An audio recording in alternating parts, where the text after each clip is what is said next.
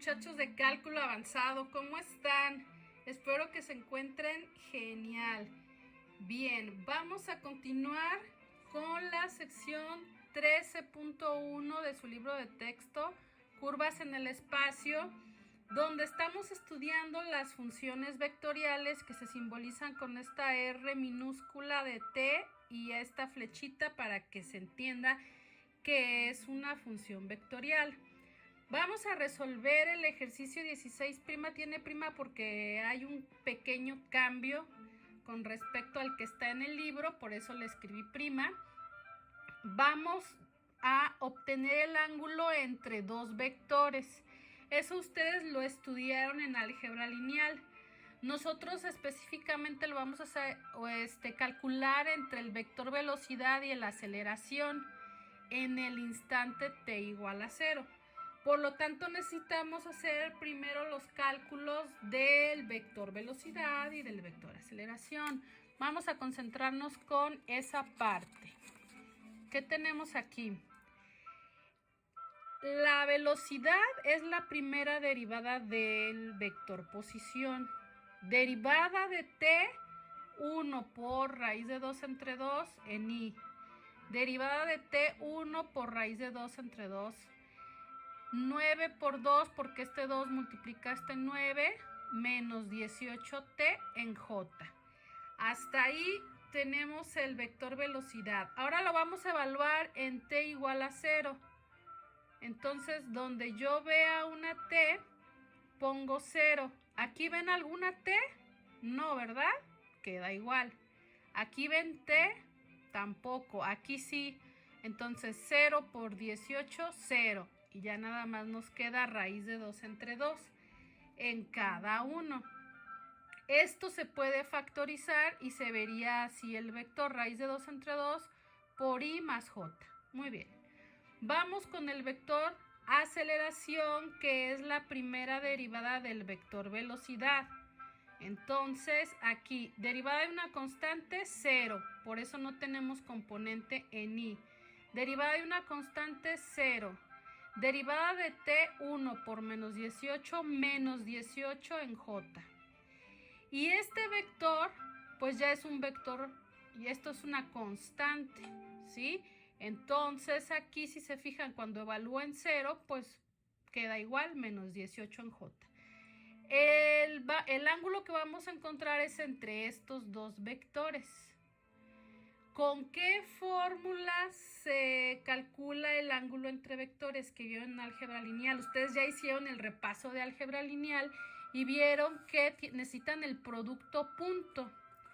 El producto punto, por definición, se puede calcular así.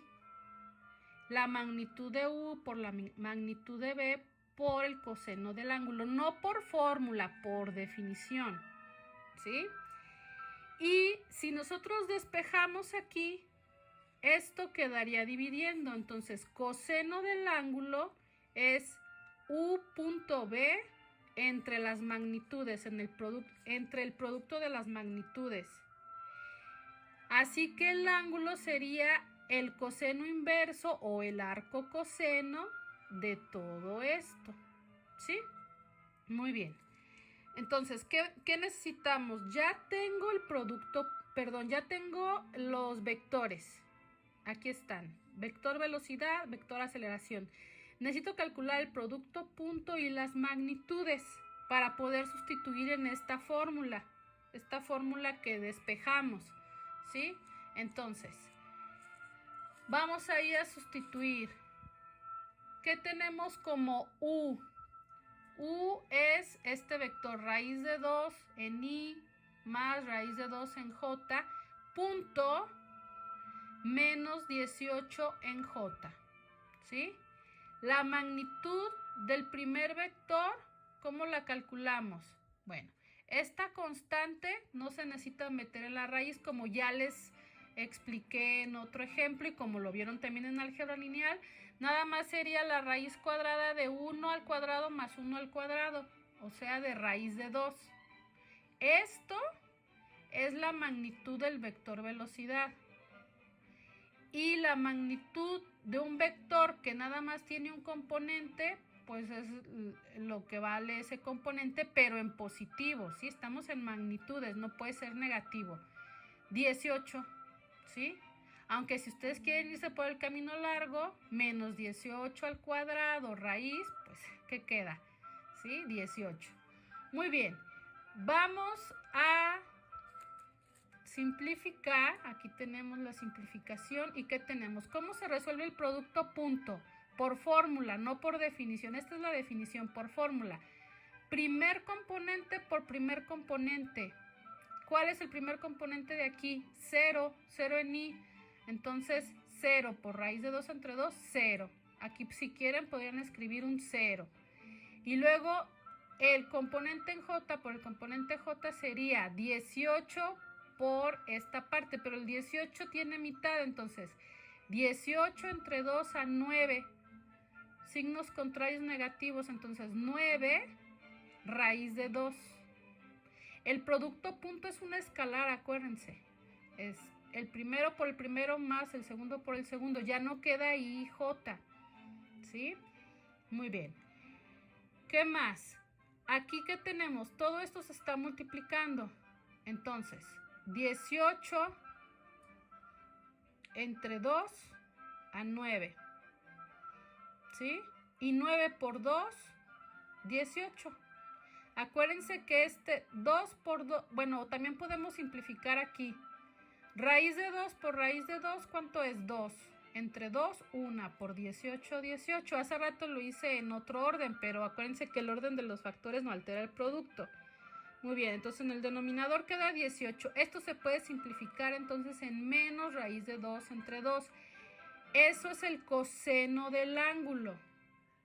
Ok, yo tengo aquí mi triangulito de pi cuartos y pi cuartos, que es otro triángulo que deben de tener en su formulario, igual que el que vimos en el ejemplo anterior. En este caso, estos catetos miden 1 a lados iguales, a ángulos iguales, pi cuartos, y esta es raíz de 2, la hipotenusa. Entonces, yo voy a calcular coseno de pi cuartos. Coseno de pi cuartos es cateto adyacente entre hipotenusa. Si este 1 entre raíz de 2 lo racionalizo, necesita multiplicarse por raíz de 2 entre 2. 1 por raíz de 2, raíz de 2. Raíz de 2 por raíz de 2, 2. Entonces, el coseno de pi cuartos es raíz de 2 entre 2. ¿De acuerdo? Muy bien, ya vamos avanzando. ¿Cuál es la gráfica del coseno? De 0 a 2pi es esta. Aquí es 2pi, la mitad es pi. Y la mitad de la mitad, aquí, perdón, necesitan ver con una puntita más delgadita. Entonces aquí es 2pi, aquí pi. La mitad de la mitad, que es aquí, pi medios. Y otra mitad, pi cuartos. Entonces, pi cuartos es esta parte que llegó a raíz de 2 entre 2. ¿Sí?